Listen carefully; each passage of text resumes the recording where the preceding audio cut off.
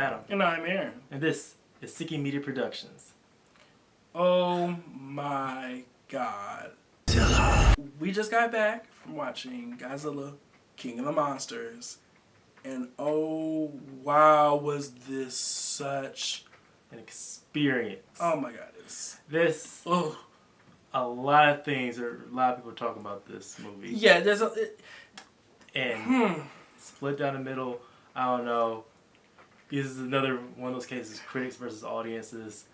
Yeah. And it's critics versus audiences, but I feel as though it's a lot to deal with individuals who want to say they're either a fan of the series or they're not. But I feel as though this particular movie proves, even if you want to probably try and say that really doesn't really apply here. Because movies are made differently. They are. And whether you want to think every movie should be constructed or told the same way, how you always think that you love, that means you need to get out that little bubble that you always been living in and start experiencing some other stories out there. I'm just gonna have to say that I am a huge Godzilla fan. You won't know that. Yeah, you won't know that from going into other. But come on, this is right here. Yeah, but this movie checks off everything I wanted in a Godzilla film, but more importantly, everything I wanted in an action film for the summer. The scale is huge, and that's truly what is being conveyed in the story. Definitely. This is the largest scope I've felt in a film in a long time. Probably since, I would have to say, Mad Max Fury Road, because I felt Mad Max Fury Road was probably second to the last great amazing action flick that came out. This one is right there. Yes. They are literally two peas in a pod. It was amazing. From start to finish. That's a cliche saying, yes, start to finish, but it is. It is truly the case for this film. It's no chill. No chill at all. I mean, don't get me wrong. This film doesn't feel quick, or it doesn't feel like it's overburdened by story or by circumstance or certain characters. No, this film is beat by beat by beat by beat. And it's very easy to understand as well. Very easy. Not convoluted. Some people wanted to say that it was convoluted on the human character aspect. Some people would say they couldn't understand the monsters aspect. No, you can understand straight up understand. You can straight up understand what was going on for either side and what either side wanted. Whether you want to, I think you're doing the movie disservice if you have preconceived notions of what a Godzilla film is. And from up until this point, from the start of this year, I've been showing doing Godzilla based related videos, mainly for Monsterverse, leading up to this point. Definitely. And people always have to remember that these are just also movies in their own right. They're films, but they're the films that deserve the same respect that you would give any other series. Yes. And I feel as though a lot of the problems with goes into a giant monster film, or specifically a Godzilla film, is that people don't understand. Most people who are not fans of the kaiju Godzilla genre don't understand what those movies mean and what they are supposed to convey. From a story standpoint, this is the most. It is ironically speaking, this is the most Toho film ever in American production, basically. Definitely. And you feel it as though the human, whatever the hell the humans are talking about, or what the humans believe or think that the monsters are going, they're still happening very seamlessly. Yes. Even though they're spread out in different directions, at a certain point, it does. They convey. They overlap. They do combine in a seamless manner. Some people wanted to come in here and they had to say that that at least for the human characters, was too much exposition on people trying to explain, what's going on here, why the monster's doing that. But this movie does it in a way that it makes sense, because that's literally the only other way that these humans could have understood what's going on or understand what these monsters want. For the monsters point, you really felt their general emotions. You actually understood on an intimate level what these creatures mean to each other and what this gravity of the circumstances truly means to them. And it's something that American company would have been a throwaway. Like these could have been like a Pacific Rim movie, where the monsters have no personality whatsoever. They literally are there just for the spectacle of all. Mm-hmm. But these monsters, they help add to the story itself. They are characters. Yes. People have to remember that they're not just spectacle. They're not something. They're not just another animal, which is another problem in and of itself, where I feel as though it comes down to character audiences, where human beings want to distinguish themselves from different animal species. Like, no, you really can't do that. It definitely in a Godzilla flick, that is not the case.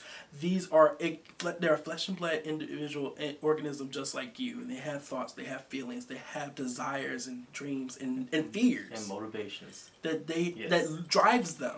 Like I wouldn't want this is not like your typical film in which you have some single characters that you experience throughout the whole film. No, this was definitely an ensemble. Yeah, this was definitely an ensemble between the human characters like the Russell family, the Monarch itself, the entire organization, or the Titans, Godzilla, Rodan, Mothra, and a few others, to say the least. If there is something that I would like to say, maybe the actual terrorist organization itself, that could have been developed a lot. Yeah, that definitely could have been developed a little bit more. Yes. I would have definitely encouraged as much character development and story building and world building that was done in this film, and it was so much done, and I applaud them for it. Yes. I could have used probably a little bit more explanation on the origins, but at the same time, I could wait for that in other installments in this series. Yeah, even though most people might feel afraid to go into this film, not because they have not seen the first one or even Kong Skull Island. For that you really didn't need to. It's like what I've said from my review for Godzilla 2014 and for Kong Skull Island, that even though these are they're continuing the story of what, or picking back of what they've been telling from previous installments, these still feel like standalone movies. And you can't stress how refreshing that is, and how important that is for a film franchise, especially one that wants to go ahead and with a continuous cinematic universe. Going down, but there are some points that, or at least some other aspects that definitely could have helped this movie move along. Specifically when it came to the military, let's go for there. You're right. Some of the military characters, even though I like them, they just didn't feel, they weren't fleshed out enough for me. I feel as though they could have at least there's some parts in this film where they could have definitely shined at. Yes. Yes, you had O'Shea Jackson. He was in this movie.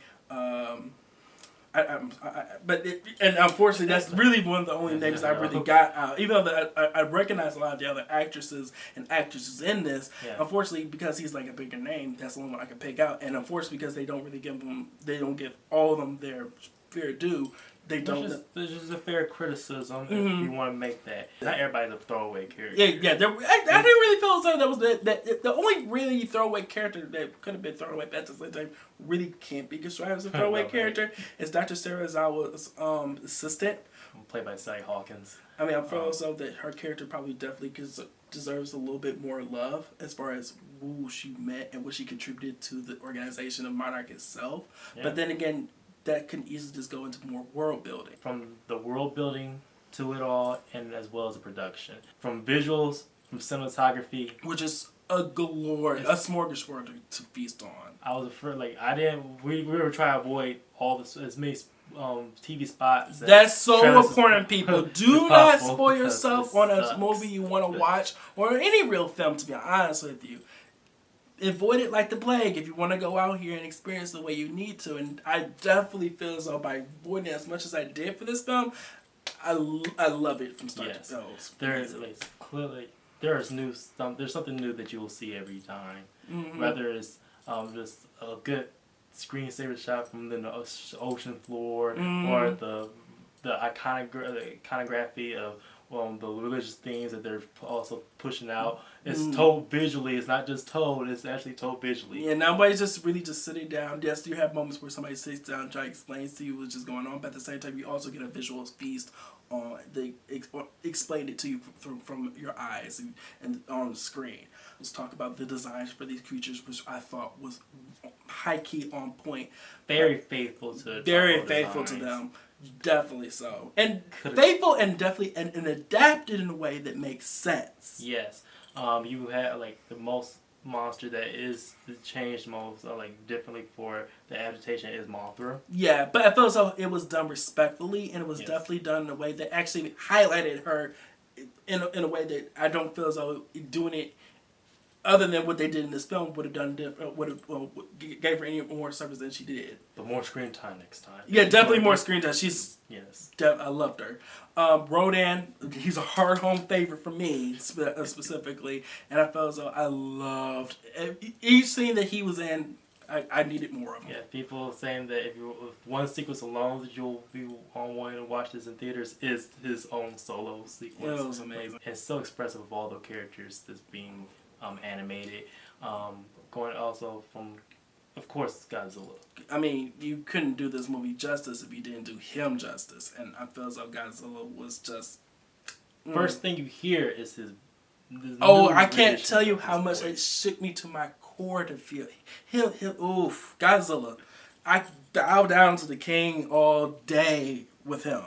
But he had competition. Yes, King Ghidorah, or Ghidorah, as he's specified in this film, or the one who is many, is definitely felt as an opposing character in this film. Not since the character of Koba. Yes. And the Planet of the Apes that the 2010s developed had a character, a villain, an antagonistic villain that not only was a character in itself, but who had clear motivations, but he had such personality. The way that they animated him, it was so beautiful. It was good. But there is a problem with him. Even though I love King Ghidorah, however you want to say him, when standing him against the other kaiju are titans in this film, Godzilla, Rodan, Mothra, or even the other new ones they introduced in this series, I do have to say that his animation did lack a little bit, and that's probably because of the way they wanted to emote him as far as giving him facial expressions. But I think it's more on the mere fact that they had to they making sure that each monster is designed to scale. Yeah. And because he's the largest of them all, I can see there was a lot of difficulty going to it, but he was unfortunately still noticeable where he almost felt a little too cartoonish in certain aspects, and I feel as though probably dealing with his texturing would have definitely helped out with improving his presence, selling his realism and his presence in this film, which easily could have been done by a highlighting the gold accents of his body. If you didn't already know that going into it, you would never have known. So that's the only shortcoming visually, but from the other aspects of production that we have to discuss is the sound. From his roar and everybody else's vocals, their sounds, but they're moving around, and the overall presence that they bring is helped amplified by the sound design and mixing. But specifically, also talking about like the soundtrack or the themes that was introduced in this film, having Bear McCreary did an amazing job here. I loved it. He did not skip a beat when it developed in the score for this one. This could have been like the Godzilla 2014, where it could have just been, though it felt organic in the context of that film. Mm-hmm. This one takes the elements of the score from Alexander Desplat and just helps amplify it much more, while also staying faithful to Akira Ifukube's and Yuki's score from Mothra. Yeah, the original Mothra score that was done beautifully. Although, because you said that, I loved what he did with Ghidorah's theme. I felt it fit his character, even though it was unique. It was really uniquely done for this film. It fit the character, and I loved it.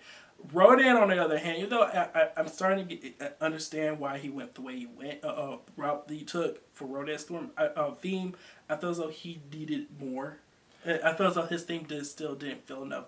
It wasn't. Now, in the context of the film, it works. In the context of the film, it works, but I feel as though he needed more if you're going to give each monster their own unique presence as far as a unique theme, he could have worked on his. Yes.